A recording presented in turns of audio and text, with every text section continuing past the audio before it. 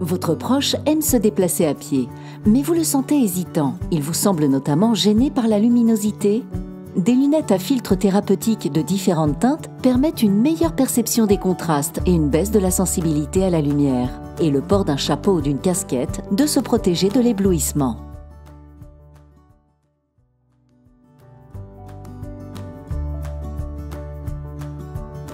Sur la voirie, il existe des dispositifs pour faciliter le déplacement et l'orientation des personnes mal ou non-voyantes.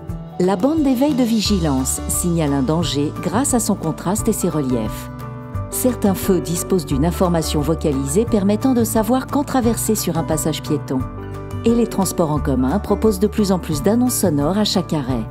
La bande de guidage posée au sol facilite le repérage et la circulation dans les grands espaces, en guidant notamment les personnes vers les bureaux d'information.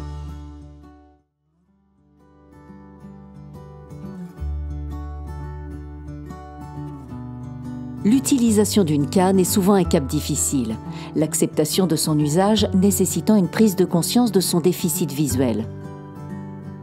L'instructeur de locomotion pourra aider votre proche à définir l'utilité d'une canne blanche au regard de sa situation visuelle et de ses besoins de déplacement.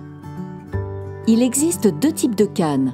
La canne de signalement, qui peut être blanche ou jaune. Elle permet d'être identifiée par les voitures et les autres piétons, alors plus enclin à apporter aide et renseignements. La canne de détection, quant à elle, est beaucoup plus longue.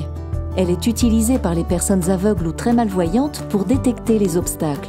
Son usage nécessite un apprentissage avec un professionnel du déplacement, l'instructeur de locomotion.